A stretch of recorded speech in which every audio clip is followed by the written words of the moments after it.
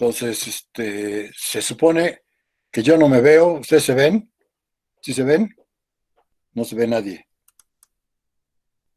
Nadie se ve. No, doctor, solo lo vemos a usted. Ok, entonces me voy a sentir chistoso. Eso es, para que me vea yo que estoy en la pantalla. Eso, mejor así, eso es. Así es, ¿Correcto? correcto, doctor. Bueno, muy buenas tardes. Mi nombre es Antonio Deita de la Torre, aunque en muchos papeles aún aparece como Antonio Deita y de la Torre, pero ya arreglé ese asunto y ya no soy y de la Torre, nomás son Deita de la Torre. Bien, yo soy profesor de esta universidad. Empecé a trabajar el 1 de septiembre de 1974, hace chorrocientos años. Mi número económico es el 476. Y desde entonces he trabajado en la universidad. De repente tuve un poco de chamba en el Poli, cuando estábamos en la crisis de salarios, pero como se arreglaron las becas, entonces ya no trabajé en ningún otro lugar. De nacimiento, soy poblano y físico matemático del Instituto Politécnico Nacional, donde terminé la licenciatura. Después hice la maestría en ciencia de materiales, ahí mismo. Y casi al tiempo que terminé la licenciatura, me alquilé de profesor en la UAM. Poco tiempo después, me dieron una invitación para hacer un doctorado en Alemania y tuve que hacer rápidamente mi tesis de maestría, que se había atorado un poquito porque no había profesores que dirigieran la tesis. Finalmente me fui a Alemania y estuve 5 años, 6 meses, 10 días, 12 minutos y 15 segundos hasta que conseguí el papelote que dice que soy doctor en ingeniería. O sea, el doctor en alemán, este título se llama Doctor Ingenieur Wissenschaftler. Doctor en ingeniería nada más para los cuates. Después de eso regresé a la universidad y desde entonces me dedico en la División de Ciencias Básicas de Ingeniería y especialmente en la carrera de Ingeniería Metalúrgica.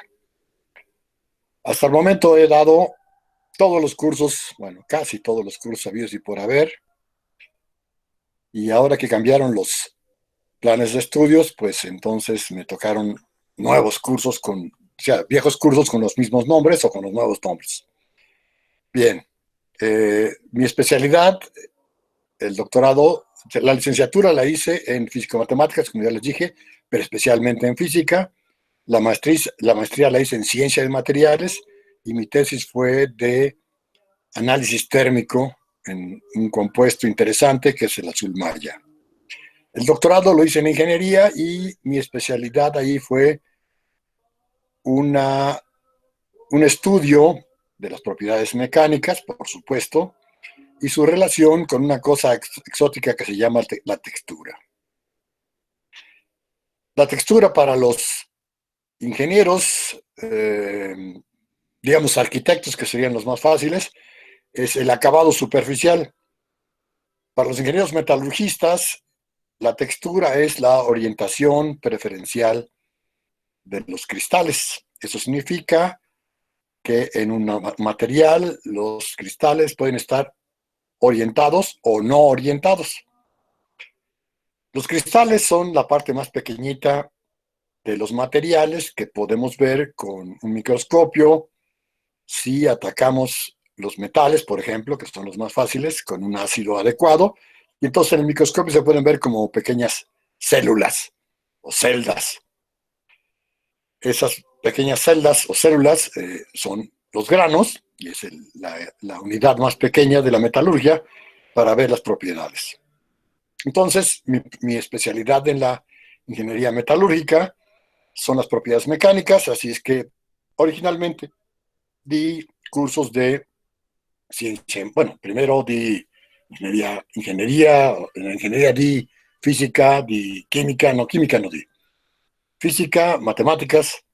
Ya cuando regresé con el doctorado me especialicé en propiedades mecánicas.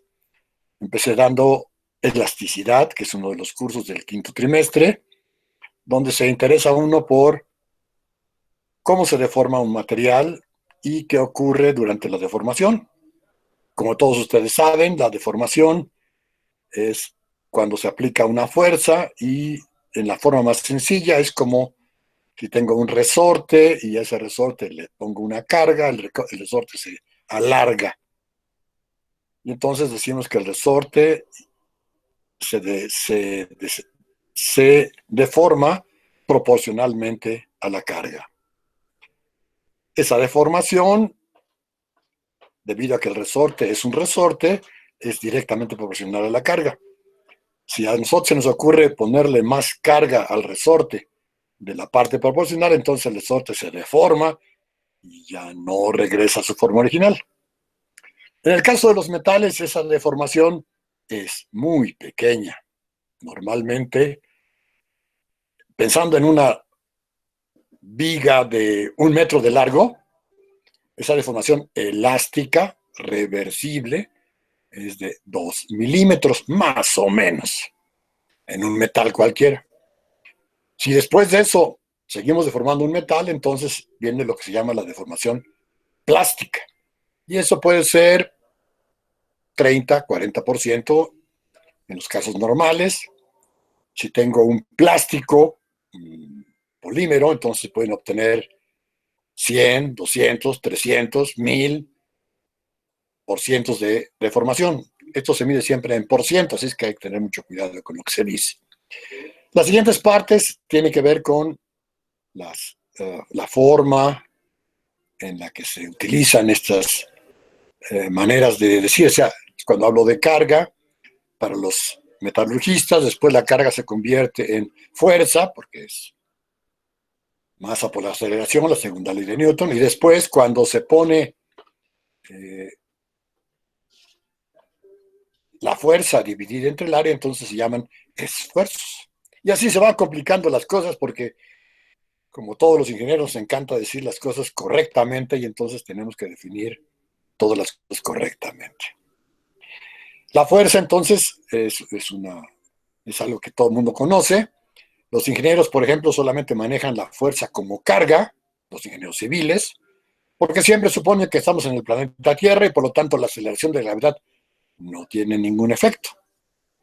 Si estuviéramos en la Luna, entonces sí tendríamos problemas, por supuesto. Pero mientras estemos todos en la Tierra y más o menos la gravedad es la misma, aunque no es igual en todas partes, entonces la gravedad no funciona. Entonces todo para los ingenieros civiles es fuerza, es decir, kilogramos. Para los metalurgistas, como somos más roñosos, entonces nos encarga el esfuerzo y entonces dividimos la fuerza entre el área y eso nos da una cantidad más exótica. Por cierto, esa cantidad más exótica se conoce con el nombre de un tensor. No tiene ninguna importancia, pero así se llama. Después de esos cursos, del curso de elasticidad, sigue el curso de plasticidad, que también lo di. Después sigue otro curso que es... sigue un curso de materiales no cerámicos, no metálicos. Después sigue un curso de formado de metales, de fractura, termofluencia y un montón de cosas más. En realidad, la especialidad de la ingeniería metalúrgica está en las propiedades mecánicas, porque consideramos que es lo más importante por nuestra especialidad. Hay otras ingenierías metalúrgicas que se dedican a otras cosas, por ejemplo, la extracción de los metales a partir de tierra o vetas o materiales químicos.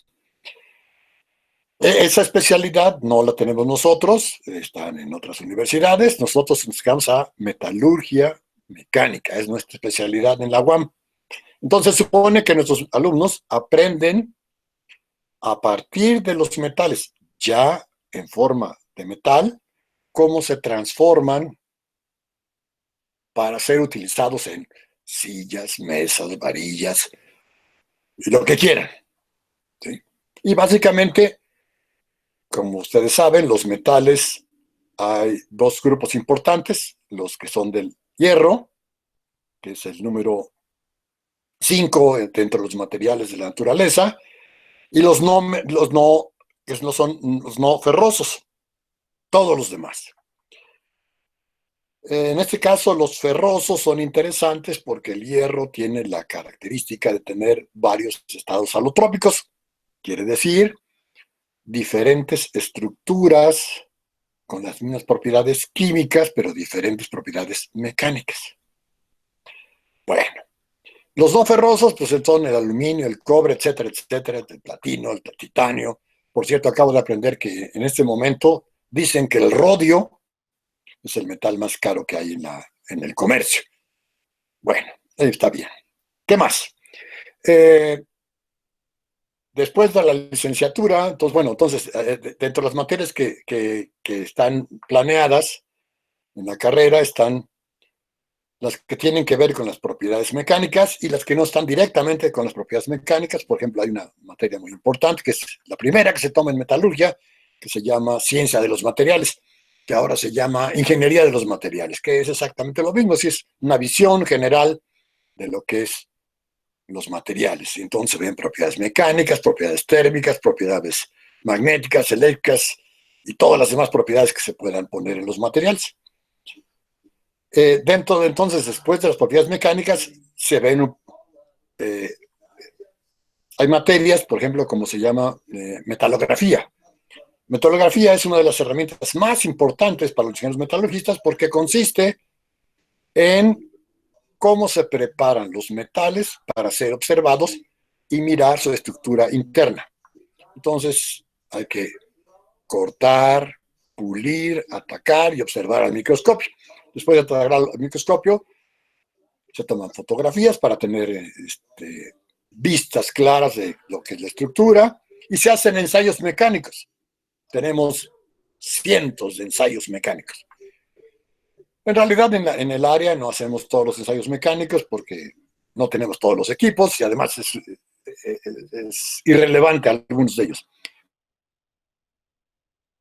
Pero básicamente, ya hacemos ensayos de tensión, compresión, flexión, torsión. Entonces se hacen con una sola máquina, bueno, se puede hacer con una sola máquina, que en nuestro caso son las máquinas de tensión o las máquinas universales. Y en el caso de la dureza se llaman durómetros. Entonces uno se estudia las propiedades y determina con ensayos mecánicos cuáles son las propiedades mecánicas de los materiales. Es decir, cuánto resisten, cuánto se deforman y otras propiedades exóticas como son, por ejemplo, la fatiga. Imagínense ustedes que están utilizando una pieza abriendo y cerrando, abriendo y cerrando, abriendo y cerrando.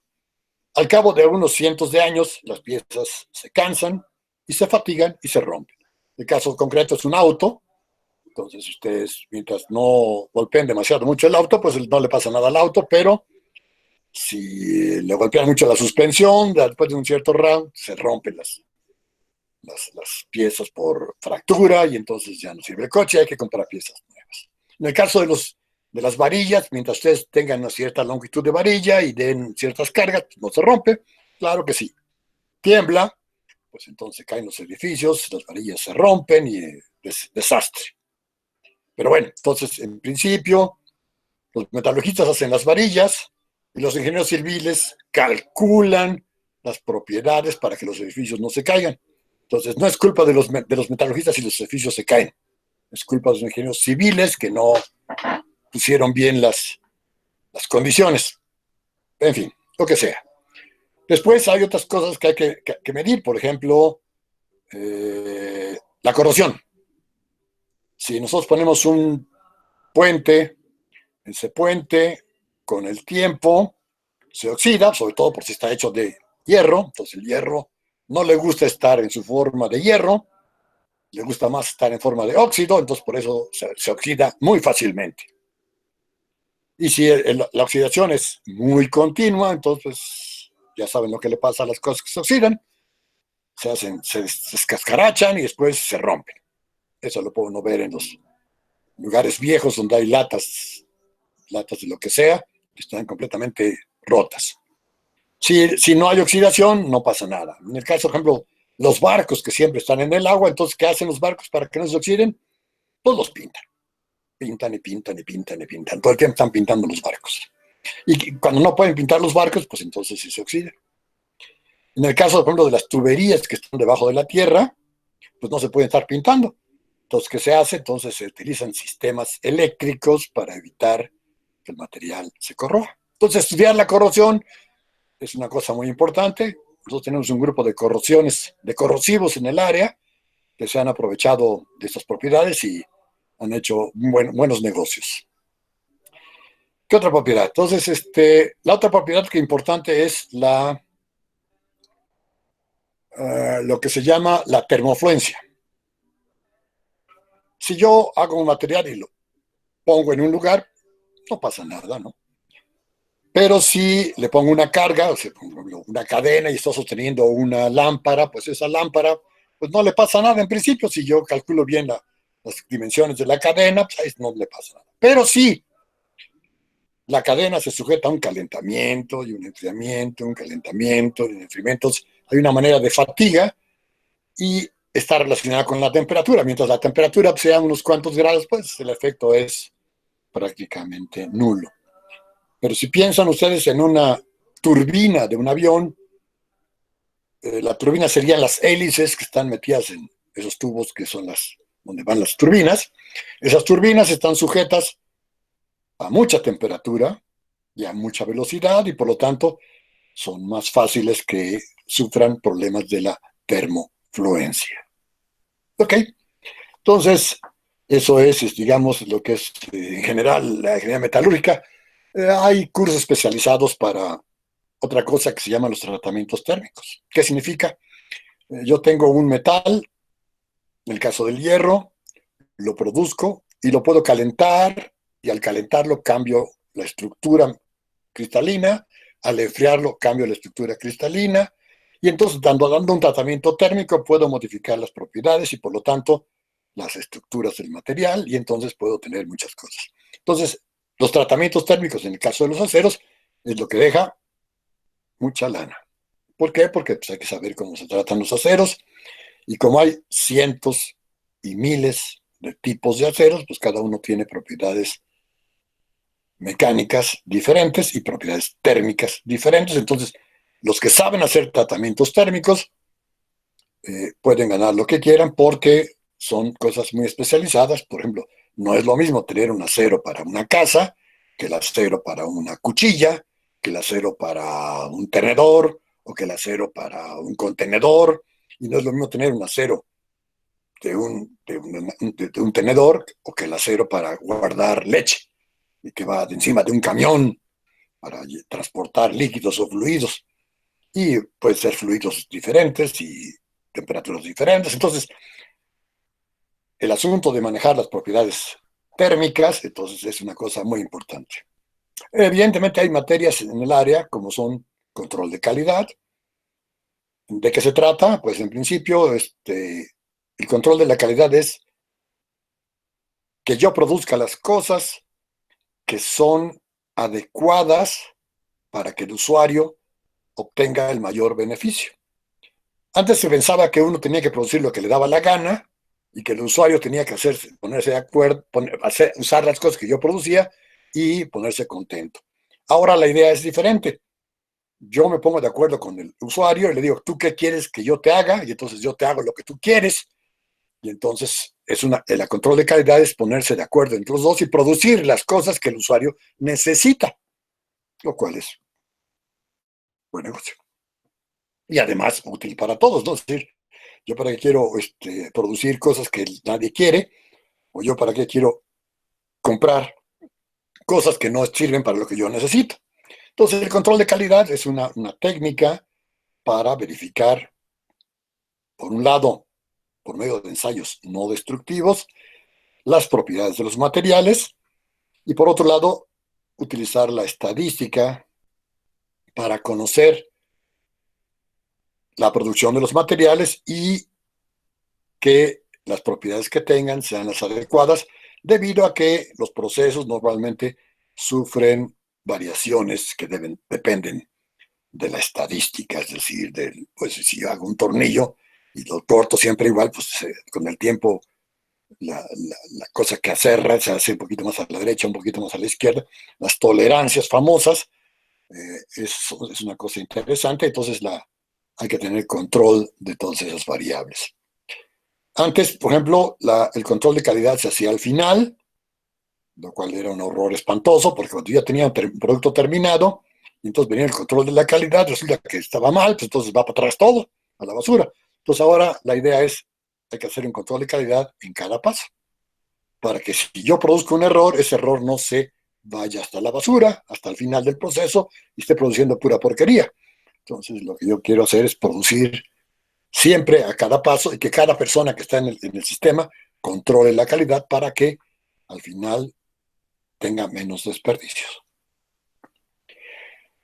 Bueno, ¿qué más?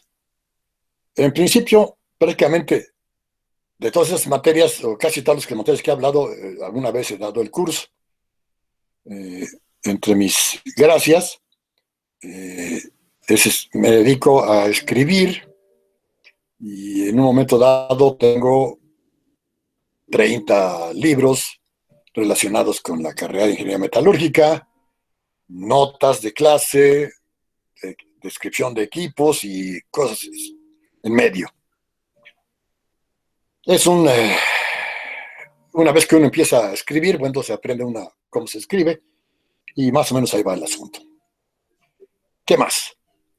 He dirigido tesis de licenciatura, pues cuánto tiempo tengo que estar en la licenciatura.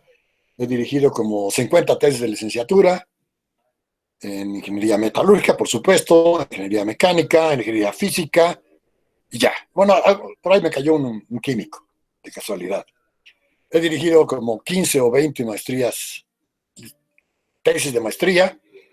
En este caso fue muy fácil. Bueno, al principio no teníamos maestrías en la UAM, entonces tuve que irme al Politécnico y a la universidad a conseguir estudiantes que quisieran hacer maestría. Entonces tengo como 15 maestrías o 20 maestrías, no me acuerdo en ese momento.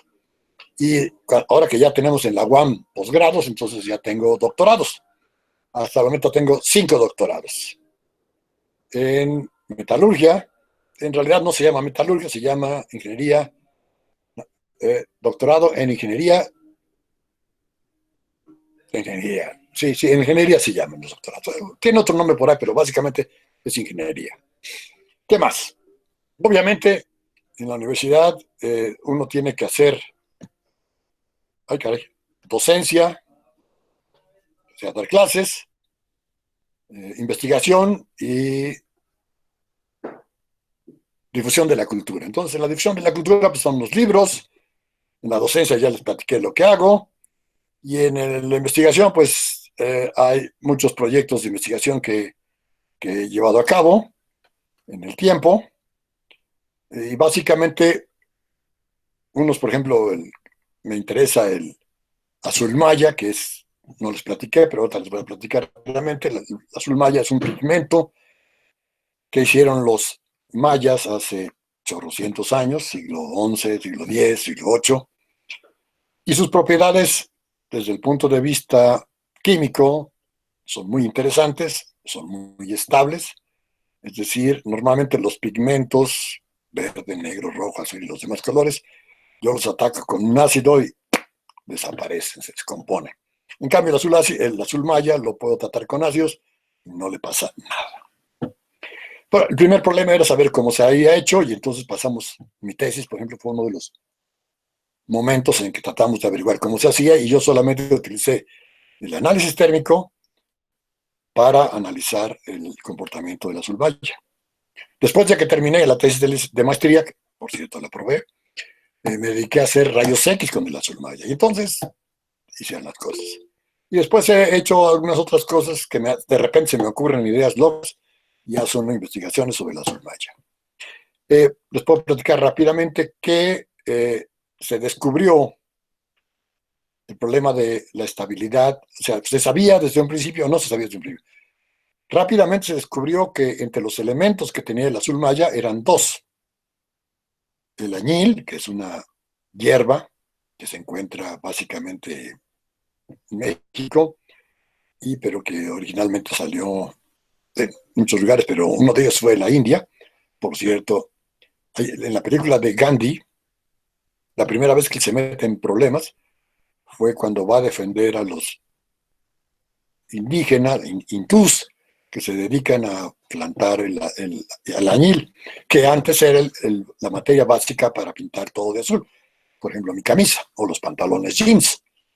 Después ya salió el azul sintético que hizo Bayer y entonces se fastidió el asunto y entonces ya no les compraron a los hindús su color azul. Pero bueno, los mayas descubrieron que el añil se podía juntar con una arcilla que ellos llamaron sacalum, y juntos las mezclaron, pero el chiste fue que calentaron la mezcla, lo cual es una cosa muy exótica. Y hasta poco tiempo se descubrió que usando la mezcla de añil y atapullita o sacalum, se le da estabilidad al pigmento y entonces ya aguanta un montón. En casi toda la parte maya se encuentran las pinturas azules, que son muy resistentes, y en el caso de los aztecas, no siempre usaron el azul maya, a veces usaron el azul de Teotihuacán, que no es el mismo, y entonces es un compuesto de cobre y ese se vacía muy fácilmente. Bueno, entonces uno de los campos que a veces me pongo a trabajar es en el azul maya. Pero esa es una cosa porque tengo rayos X y tengo análisis térmico a mi disposición. En caso de los metales, pues me he dedicado a las propiedades mecánicas de los metales, especialmente de los aceros inoxidables, que fue tesis de mi tesis doctoral. Me interesan las propiedades mecánicas y me interesan los problemas de recristalización. Rápidamente les platico, cuando uno deforma un material, si uno tiene una placa y la lamina, la hace larguita como una tortilla y cambia la estructura del material, se produce textura. Si uno quiere regresar el material a su forma original, entonces hace un proceso que se llama recristalización. Es meter el metal en un horno a una cierta temperatura, a un cierto tiempo, y entonces es como quitarle los pecados mortales o veniales a las almas de los humanos. Les borran la historia y entonces aparece una nueva estructura y entonces tenemos un material recristalizado, purificado por medio del calor. Entonces, uno lo que quiere es predecir las propiedades de los materiales y entonces la recristalización, la textura y todo ese tipo de cosas son para poder predecir las propiedades de los materiales. Entonces, en este caso, hay una cosa que se llaman los diagramas de recristalización. Los diagramas de recristalización en principio son unos diagramas que contienen en un eje, son diagramas tridimensionales. En un eje tienen la deformación, en otro tienen la temperatura de tratamiento térmico y en otro lado tienen el tamaño de grano. Si uno tiene esas tres variables, entonces uno puede predecir el tamaño de grano y por lo tanto, en principio, las propiedades de los metales. Porque en general se dice que materiales con tamaño de grano pequeño tienen propiedades que los materiales con tamaño de grano grande. Entonces, hacer los diagramas de recristalización es el primer paso, digamos, para poder predecir las propiedades de los materiales. Por cierto, ahora en este trimestre me tocó una nueva UEA que estoy preparando por primera vez, que se llama Metalurgia Computacional. La idea de esta UEA que estoy preparando para este trimestre es simular y modelar las propiedades de los materiales por medio de modelos matemáticos.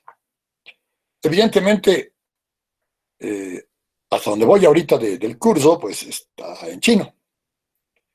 Bueno, es decir, es como todas las especialidades. Si yo quiero conocer cómo modelar las propiedades, necesito saber cuáles son las características, cuáles son las ecuaciones, cuáles son las propiedades que tiene un material bajo ciertas condiciones.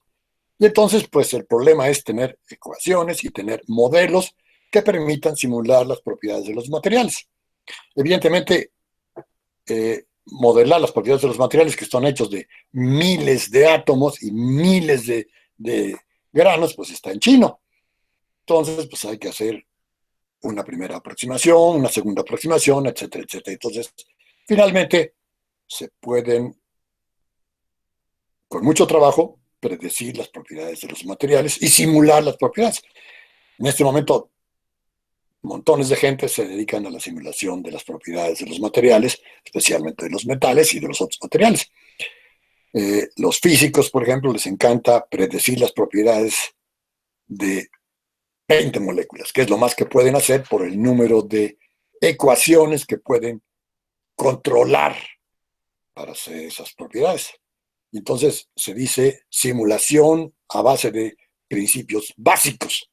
Y entonces, pues ahí están jugando los físicos y los químicos que se dedican a la simulación a nivel primeros principios para predecir las propiedades primero de 20, 50, 100, y esperamos que en algunos años puedan hacer de todo un material compuesto, lo cual no es trivial. El problema básicamente es como son muchos átomos, entonces el problema es la capacidad de computación.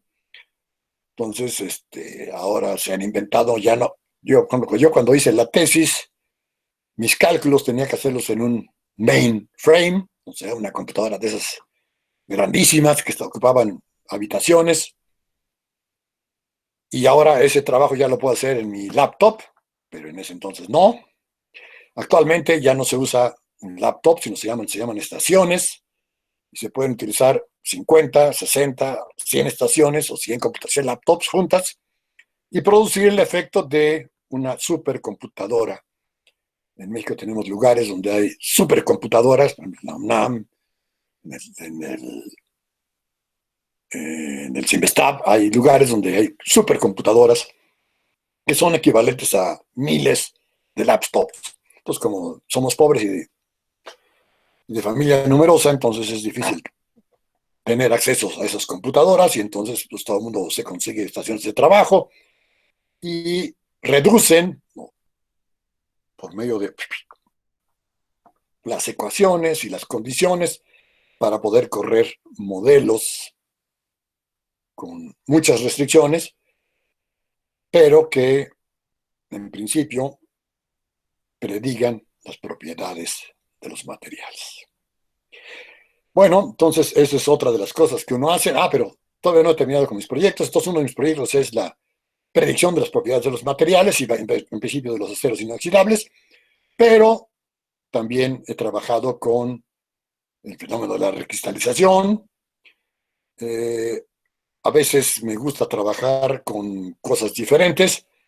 Por ejemplo, empecé a trabajar con un acero extraño, que es el 212N, que es el acero que se utiliza para las válvulas de los coches. Y ahí encontramos que las propiedades no estaban predichas, no se había hecho ningún experimento, entonces hicimos experimentos. Llevo como 5 trabajos hechos en el 212N y ahí voy trabajando. Si de repente tengo un alumno, pues hace un pedacito y otro alumno hace otro pedacito. Es un problema, ¿no? Digo, nuestras tesis de licenciatura duran un trimestre, máximo 2. Las de maestría pueden durar 2 trimestres y los doctorados duran 4 trimestres, 5 trimestres, ¿no? Entonces, bueno, el problema es que hay que programar muy bien esas cosas. Entonces he trabajado en el asunto del 21.2N. A veces mis proyectos para los ingenieros mecánicos son de construir equipo. Por ejemplo, acabamos de construir una máquina que corta probetas. Entonces uno tiene un motor, tiene un disco y entonces hay que hacer toda una caja para poner el metal, sostenerlo, mover las cosas y enfriarlo y etcétera, etcétera. Entonces se hace una máquina para cortar metales. Evidentemente esas máquinas se compran, pero cuestan mucho dinero. Si las hacen los alumnos, entonces además hay que pagar el material con que se construyen y esperar que los alumnos sean muy inteligentes y muy bien hechos para que produzcan equipos razonables. En mi caso, por ejemplo, hemos hecho 4 veces modificaciones al nuevo proyecto y entonces cada vez sale más bonita la máquina, sale más eficiente. Entonces, bueno, ahí vamos, ahí vamos. El otro proyecto que hice hace poquito también fue con un ingeniero mecánico, fue teníamos una máquina para hacer hielos, y esa máquina utilizaba mucha agua, y hacía los hielos y tiraba agua. Entonces, el proyecto fue hacer esa máquina que no tirara agua. Entonces, usaba el agua, le echaba un depósito, esa agua se volvía a utilizar, entonces el agua se estaba reciclando todo el tiempo y entonces teníamos un sistema eficiente que no tira agua y entonces solamente utiliza cierta cantidad de agua y hace hielos. Entonces, es otro proyecto que ya terminé y ya salió muy bonito. Ahorita tengo un chico que está haciendo un proyecto muy interesante que consiste en que en el equipo de análisis térmico tenemos que comprar unas cacerolitas, que son algo así, una cosita como así, para poner una muestra, si tienes una cacerolita que entra aquí. El diámetro es de 3 milímetros, el fondo son 3 milímetros, y entonces esas cacerolitas son de aluminio, y el problema de esas cacerolitas es que, bueno, obviamente se pueden comprar, claro, como nosotros somos muy ricos, pobres y familias numerosas, entonces no las podemos comprar. Resulta que esas cazuelitas las venden en Japón, porque el equipo es japonés, y me cuesta más caro el caldo que las habas, es decir, traer las cazuelitas de Japón me salen por $400 y las cazuelitas me salen $75. Entonces, pues, no es negocio. Y como no tenemos dinero, pues entonces surgió la idea de que un alumno diseñara un dispositivo, en este caso es un molde, un troquel para hacer las piececitas estas. Y estamos esperando, claro, ya se nos atoró el asunto con este trimestre mochado, entonces no sé cuándo diablos me va a entregar el proyecto, pero al principio estaba muy adelantado, ya solamente le faltaban detallitos de escribir la tesis para entregar el proyecto. O sea, sería una cosa interesante. De los proyectos que estoy haciendo de proyectos terminales y que de alguna manera están asociados algunos, por ejemplo, el caso del acero 212N es un proyecto que se utiliza para hacer publicaciones y entonces, como todos los profesores, queremos ir a un congreso donde presentamos nuestros resultados.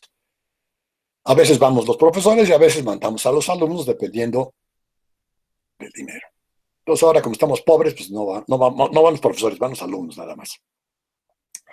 Entonces es interesante si uno tiene ir a, por ejemplo, en este caso, nosotros nos gusta ir a un congreso que se llama el Congreso de Materiales, que es muy famoso y se realiza cada año en Cancún.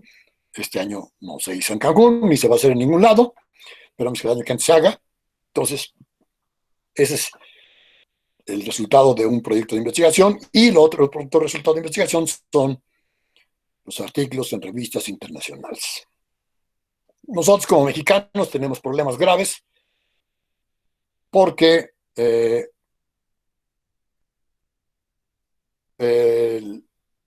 hacer investigaciones que aparezcan en las revistas internacionales, pues es interesante, pero no para los mexicanos, normalmente no es interesante para los mexicanos, sino para los países primer mundo, donde están produciendo cosas nuevas. En realidad, el problema es que a nosotros nos califica el Sistema Nacional de Investigadores, y si chambeamos más o menos razonablemente, pues podemos ser investigador. O sea, cuando empezamos somos candidatos o candidatos, después somos nivel 1, nivel 2 y nivel 3. Para ser candidato, pues hay que estar estudiando el doctorado y cuando termina uno, prácticamente entonces no hay problema. Si después se hace una investigación, hay que hacer cierta cantidad de números de trabajos al año, y hay que dirigir tesis de licenciatura, hay que dar clases, entonces le dan a uno nivel 1. Si uno es bien chipocludo y consigue uno cuates que trabajen con uno y hace un proyecto más largo, entonces después de una cierta cantidad de publicaciones, y si los trabajos que uno hace son citados por otras personas en el extranjero, entonces tiene unos citas, y entonces con el número de citas le dan a uno el nivel 2. Y si uno es muy chipocludo o muy inteligente o muy abusado o tiene muchos amigos, entonces consigue formar un grupo de investigadores 5, 6, 10, en caso de los jefes de departamento o jefe de área, son los que logran hacer estas cosas, y entonces tienen un grupo de investigadores que trabajan para ellos, lo cual no es fácil en la universidad, entonces pueden llegar a ser nivel 3. Y hay que conseguir, claro, hay que publicar libros, hacer editoriales, es un problemón espantoso. Y claro, todo a nivel internacional. Por decir algo, en la UAM tenemos como 4 o 5 nivel 3 y 10 o 12 nivel 12, y los demás somos nivel 1, que somos los normales, que trabajamos solitos y nos chupamos el dedo solitos, porque no tenemos quien trabaje con nosotros. En áreas pequeñas, entonces, y ponerse de acuerdo con otros profesores para que trabajen en el mismo tema, no siempre es fácil. Y encontrar alumnos o ayudantes que quieran trabajar con uno, pues es complicado. Es complicado. Bien, entonces, por cierto, yo soy SNI 1, y como ya tengo muchos años en el SNI y ya estoy viejito, entonces me dieron lo que se llama el SNI por 15 años. Ya no tengo que hacer reportes cada año, ni cada 4 años, ni tengo que hacer nada, sino ya es automático por los próximos 15 años. Ya me comí 6, a ver si llego a los 15, no lo sé. Pero entonces tiene uno una beca, una cierta cantidad de billetes, y por momento son fuera de impuestos. Y bueno, vamos a ver qué pasa si llego a los 15 años y entonces se acaba la beca. ¿Qué pasa? ¿Qué más puedo decir? La otra manera como nos controlan en la universidad es estar en las organizaciones como CASEI, que califican a los profesores, y uno tiene el nivel adecuado para ser profesor, y entonces le piden a uno que haga asesorías, que haga libros, que dé clases, etcétera, etcétera. No, y que participe en los grupos académicos. En este caso, por ejemplo, les puedo platicar mi historia triste de este año, que estuve 2 años de sabático, y como estuve 2 años de sabático, entonces no estuve en ningún grupo académico, y por lo tanto no pude renovar mi eh, nivel de profesor acreditado en esa cosa que es Profeco, Profai o Profe, quién sabe cómo se llama. Pero bueno, este año ya, bueno, si esto se acaba pronto, entonces seguramente estaré en algún grupo de profesores, y entonces el próximo año sí podré entrar en esa categoría. ¿Qué más? Bueno, ustedes saben que los profesores en la UAM tenemos muchas becas, todavía, no sé cuánto van a durar. Entonces tenemos la beca de docencia, si damos una cierta cantidad de clases nos dan la beca, si tenemos una cierta cantidad de títulos nos dan otra beca, si tenemos cierta producción nos dan una beca, y si quién sabe qué, nos dan otra beca. Entonces por eso más o menos podemos vivir en la universidad como profesores, si no seríamos pobresores. Bueno, en principio, ya no tengo más en el tintero. Si, si la coordinadora del equipo quiere decirme algo, o si no, ¿qué hacemos? Usted dígame qué hacemos. Doctor, le pregunta, bueno, hace un momento Giovanna Rodríguez preguntaba la composición del azul maya, pero nos dice que es... Básicamente es añil con la arcilla que se llama sacalum, se juntan en cierta proporción, se calientan cierto tiempo y se obtiene la estabilidad. Normalmente la temperatura es 100, 100, 120 grados y se obtiene la estabilidad. Ok. José Luis Ramírez Cruz le dice, saludos doctor de Ita, qué gusto en verlo bien. Igualmente.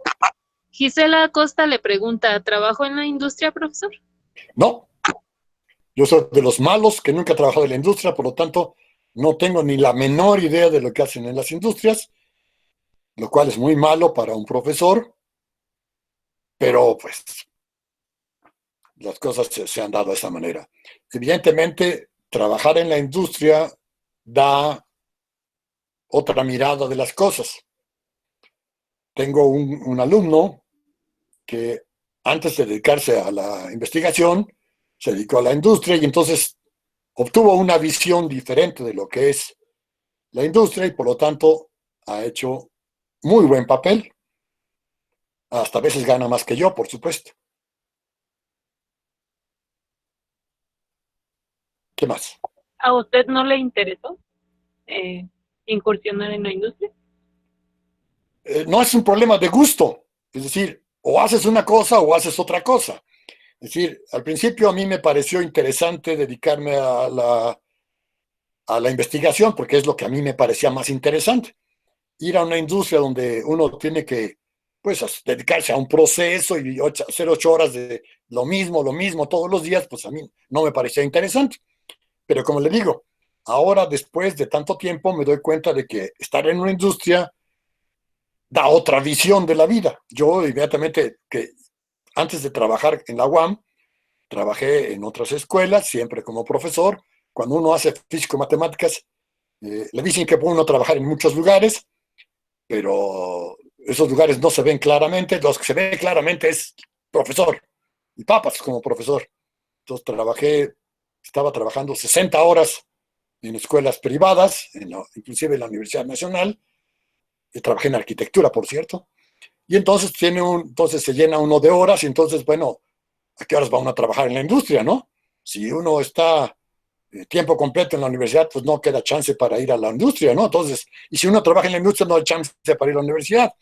Los profesores que yo conozco que alguna vez se han dedicado como industriales a dar clases, lo hacen después de mucho tiempo de estar en las industrias y entonces van y dan una clasecita de lo que sea, pero siempre van a ser profesores de asignatura, es decir, solamente dan una clasecita y se van corriendo a su industria a ganar mucho dinero. Es todo. Ok. Giovanna Rodríguez le pregunta, ¿qué nos puede compartir de su experiencia en Alemania? ¡Oh! Bueno, bueno, bueno, bueno. Eh, Cuando yo me fui fue hace mucho tiempo, me fui en el 69, 70, 60, 70, 70 y tantos. Era otro rollo, por ejemplo, en Alemania solamente había licenciatura y doctorado, y en medio no había nada.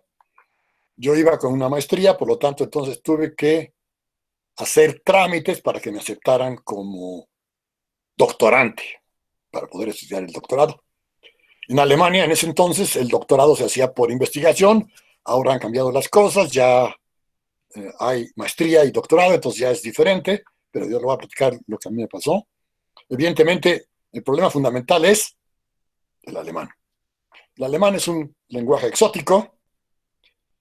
Yo pensé que cuando quería irme a Alemania, dije, no, pues en 6 meses yo voy a hablar alemán como cualquier hijo de vecino. Si ustedes conocen a alguien que en 6 meses habla alemán, o es un genio, o seguramente un mentiroso. Después de vivir ahí a los 3 años, yo pensé que ya más o menos podía hablar el alemán. A los 5 años, a los 4 años y medio, empecé a escribir la tesis y entonces escribí la tesis en alemán.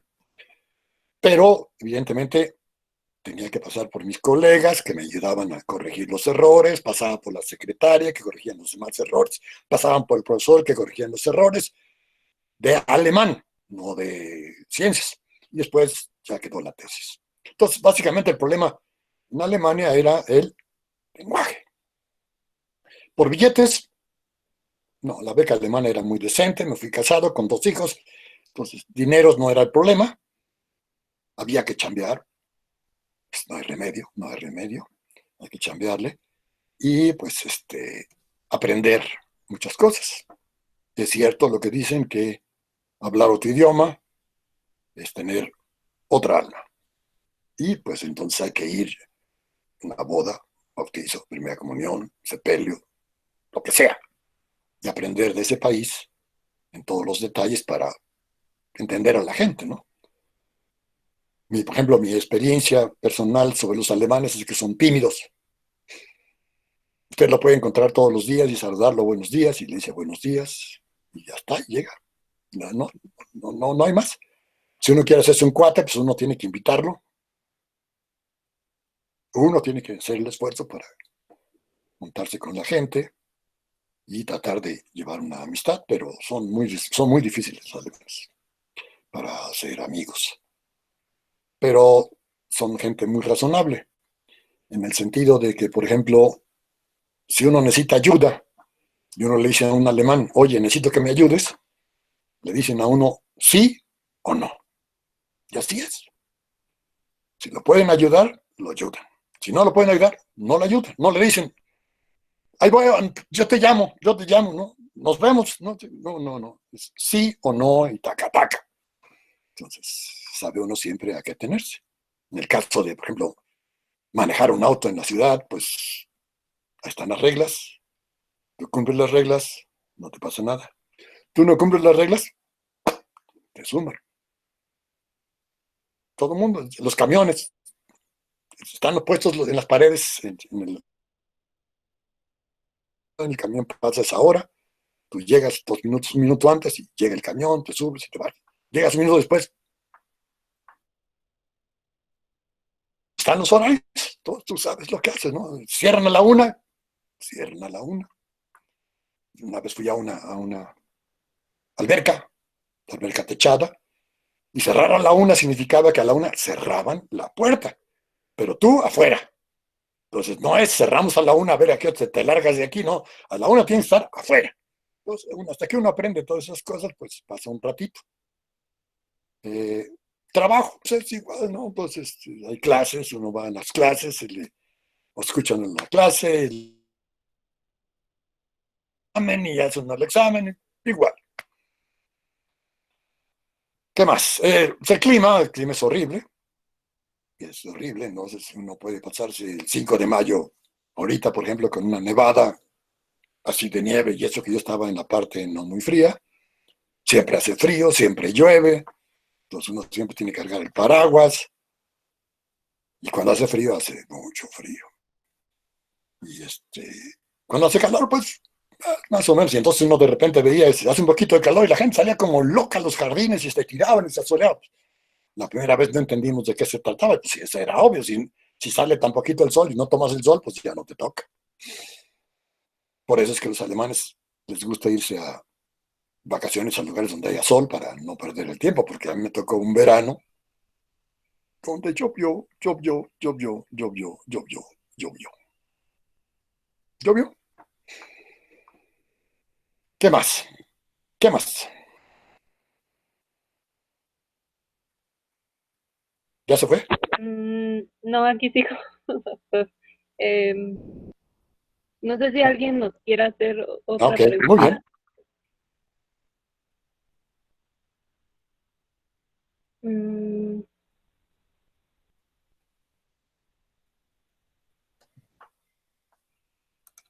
ayer le comentaba al doctor Aldana, no sé si usted ha visto artículos que dicen que la metalurgia va a ser clave para México, para salir de la crisis en la que estamos entrando, económicamente hablando. ¿Usted qué opina? No escuché la pregunta. ¿Qué opina sobre lo que dicen de que la metalurgia va a ser clave para salir de la crisis económica en la que está entrando México?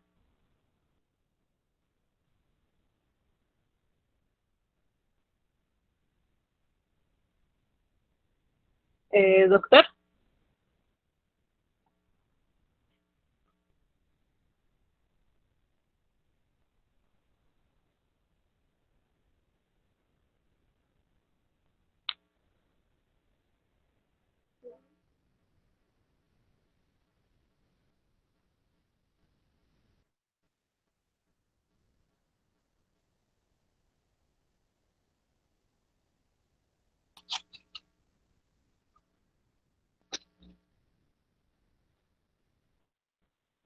Mm,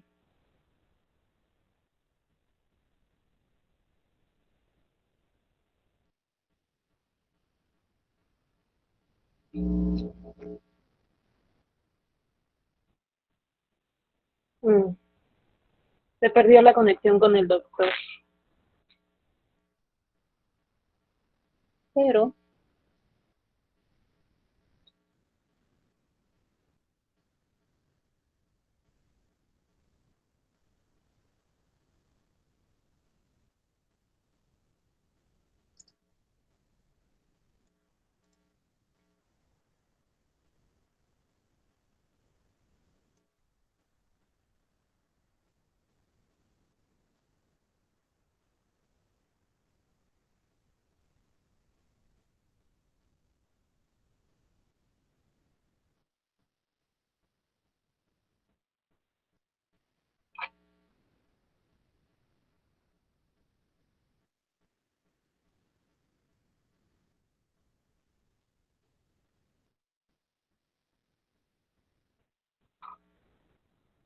Ahí.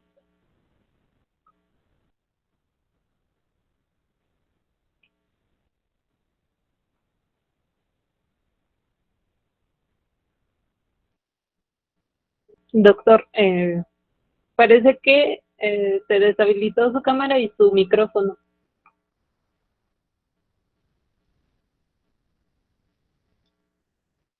Em, Ahora sí ahí ya. está, ahí está. Eh, ok. ¿Todavía hay preguntas? Sí. Bueno,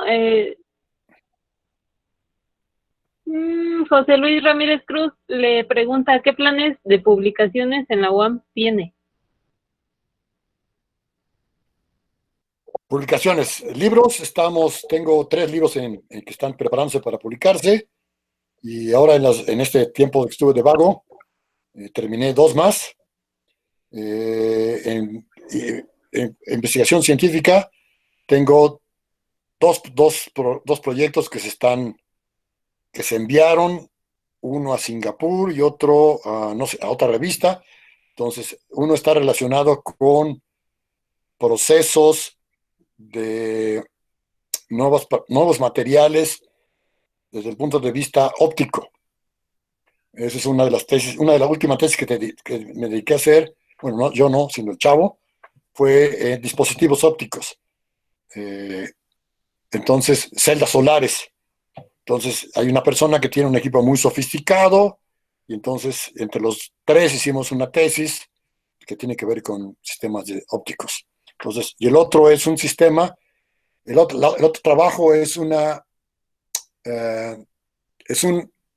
acero en el cual se colocan nanopartículas en forma de polvo y el material se suelda y al soldarse se modifican las propiedades de la soldadura debido a la presencia de nanopartículas. Quizás lo chistoso del asunto fue que las mejores propiedades se encontraron no con las nanopartículas, sino con las macropartículas.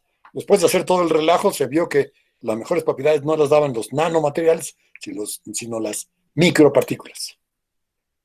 ¿Qué más? Ujú. Giovanna Rodríguez pregunta, ¿cuáles han sido sus últimos temas de investigación? Bueno, ya les dije, uno de ellos, eh, uno que quiero hacer y que todavía no he podido hacer, está relacionado con la aleación estaño, cobre, estaño, aluminio. Les platico rápidamente la historia por si se animan. El estaño se utiliza para los tubos de los órganos de las iglesias, de los órganos que hacen música. Resulta que esta aleación, cuando se enfría, cambia de fase el estaño y entonces se vuelve frágil la aleación y los tubos se hacen polvo. Y entonces encontramos que en la literatura no hay los diagramas del estaño aluminio, estaño cobre o otras aleaciones que de las propiedades de estos a bajas temperaturas. Entonces queremos hacer el diagrama de equilibrio a bajas temperaturas de este material. Entonces, eh, para eso se nos requiere un equipo de rayos X que tenemos y un sistema para hacer bajas temperaturas que ya tenemos, y entonces lo único que nos falta es la aleación. Entonces hay que hacer una aleación estaño-aluminio, por ejemplo, o estaño-cobre. Y el problema es que el estaño es de muy baja temperatura de fusión y el cobre es de muy alta temperatura de fusión. Entonces, no es trivial hacerla, sobre todo si la aleación tiene que ser mayormente estaño.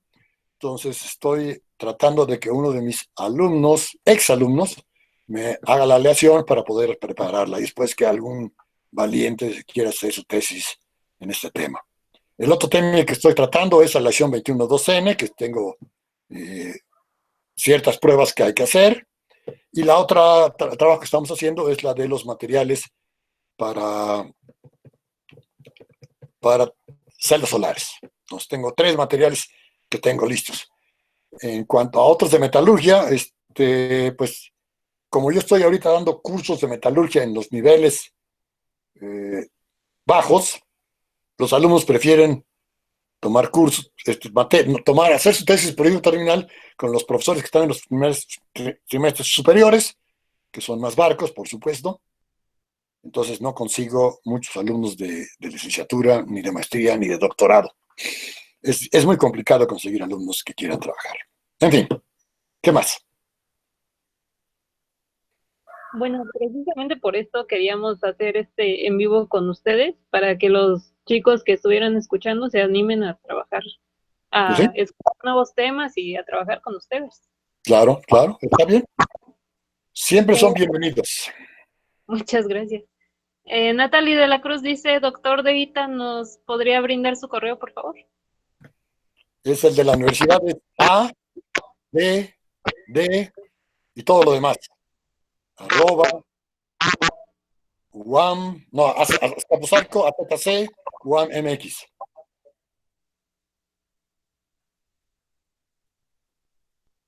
Ujú. Eh, Giovanna Rodríguez pregunta, ¿este trimestre qué materias dará? Tengo el curso de metalurgia computacional, que es para el noveno trimestre de metalurgia, donde vamos a dar simulación. Tengo un curso que se llama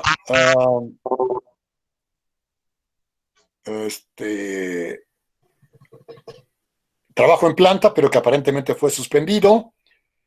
Y ahí tengo un curso de maestría que se llama Fundamentos de Ingeniería de Materiales. Entonces, en realidad tengo nada más dos cursos que voy a dar: Ingeniería de Materiales en maestría, en Ciencia de Materiales, y el curso de Computación en Ingeniería Metalúrgica.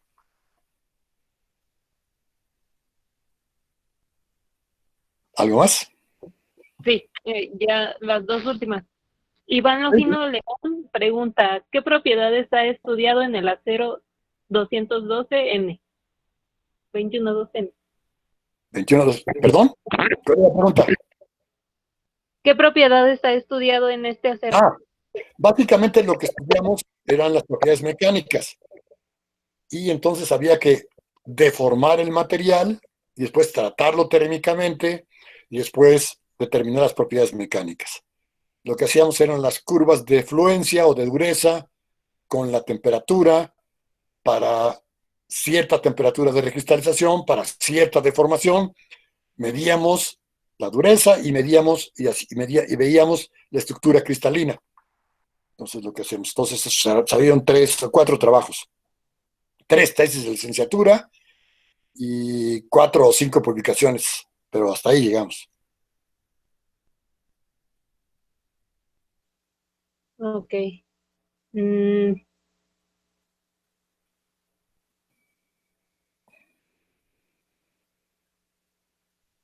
el mismo Iván Longino pregunta cuál ha sido su comportamiento, pero ahí ya sé.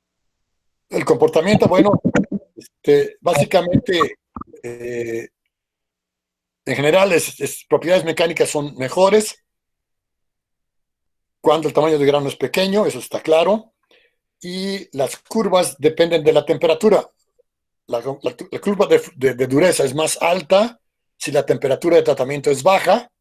Si la temperatura de tratamiento es mayor, las propiedades bajan. En general, digamos así, muy general.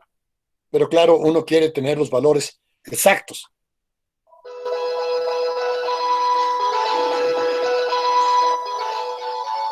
¿Algo más? No sé si los chicos tengan alguna otra pregunta antes de que finalicemos. Y si no, pues le agradecemos, doctor, que nos haya dado esta horita de su día, ahorita que andan presionados con la planeación de sus cursos en línea. Exacto. Valoramos mucho. Pues muchas gracias a ustedes por tener tanto tiempo. Espero no haberles aburrido y que hayan aprendido alguna cosa. Y gracias a ustedes. No, pues aprendimos bastante. Y si no, Bueno, nos quedamos con la curiosidad. bueno, Y pues no se queden en la universidad, echen la pregunta. ya lo estarán visitando en cuanto podamos vernos. Ok, así para que me encuentren Yo vivo en un lugar que se llama el edificio 4P. 4P es el último de todos los P's. Y estoy como a la mitad, en la parte superior, del cubículo 5, de lo que antes se llamaba la planta piloto. Nunca me van a encontrar, es dificilísimo encontrar. Pero puedes buscar mi teléfono y hacer una cita. Y ahí nos vemos.